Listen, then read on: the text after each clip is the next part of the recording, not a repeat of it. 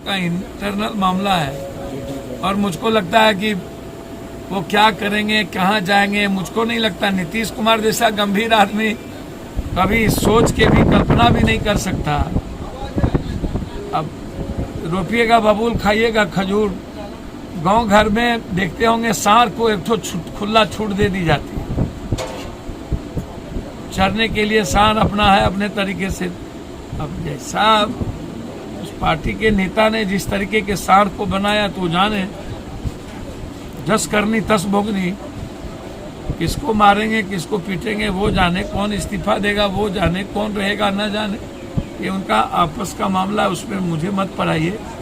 लेकिन मैं इतना कह सकता हूँ, बिहार की पब्लिक को ऐसी चीजों में ही दिलचस्पी होती है। फलना बाप का बेटा क्या हुआ, फलना बाप का बेटा क्या किया। नीतीश कुमार जी 74 के हो गए, अब मन उसकी उब चुकी है। अब पब्लिक का भी मन नीतीश कुमार से लगता है लगभग उब चुका। और नीतीश कुमार की भी दिलचस्पी अब नहीं लगता कि बहुत काम करने की ओर रह गया। उन्हें भी लगता है कि चलो जितना दिन और 2024। ये लोग तो डरा रहे हैं ना एक दूसरे को।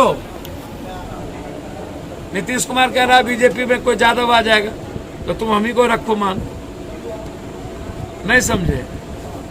इन लोगों की राजनीति बिल्कुल क्लियर है। नीतीश कुमार को अस्थिर चाहिए और सुशील मोदी से अटैक करवा दिए नीतीश जी। कह दिया कि 2 ग्रुप हम करवा देंगे, इधर से उधर करोगे तो।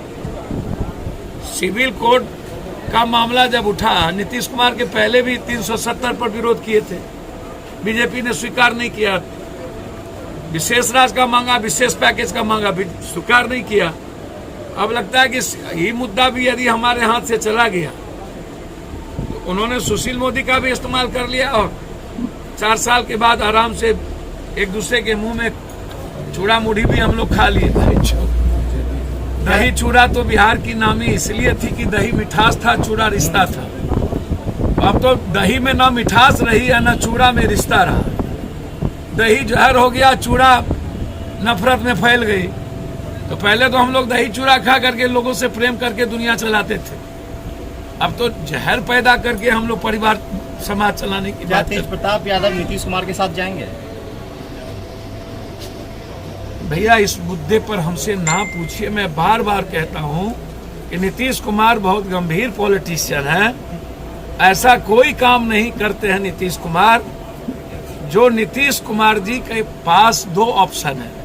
एक 2025 तक बने रहना, तो उसके पहले राष्ट्रपति, पीएम की बात वो कर नहीं सकते। राष्ट्रपति में एनडीए उसको बनाएगी नहीं, क्योंकि मोदी को सबसे ज्यादा डर होगा। राष्ट्रपति के पावर कम पावर नहीं होता।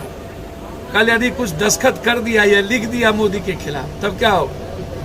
तो इतना गलत काम नीतीश कुमार और मायावती को राष्ट्रपति बनाने का हिम्मत तो मोदी करेगा नहीं। बात बाकी रही राष्ट्रपति बनाने का, तो वो यूपीए कर सकती है नीतीश कुमार की, तो करेगा। तो आज के डेट में सवाल ये उठता है, 75 एमएलए का मैंडेट विपक्ष को जिसको दिया है, अब विपक्ष भी 25 के पहले नहीं बना तो 25 के बाद, जैसे मुलायम सिंह जी नहीं बना पाए ना, अब संभावना भूल जाइए। 4.5 साल आप घर में रह करके 24/7 जो गंदी राजनीति करता है, झूठ फरेब की मोदी, जोगी, अमित शाह, उससे आप लड़ने की हिम्मत करिएगा घर में बैठ करके, ये संभव नहीं।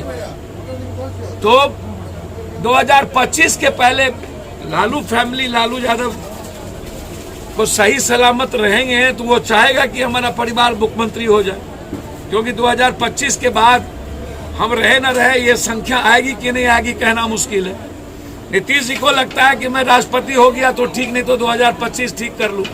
इनको कह दिया कि यदि बीजेपी ने बना दिया यादव को तब तुम्हारे पास क्या रास्ता है। अब इनको लगता है इससे बेहतर है कभी बन जाए। यार नीतीश कुमार बने रहे तो कम से कम हमारा ऑप्शन यादव वाला, जो हम अपने को कहते हैं कि मेरा वोट है।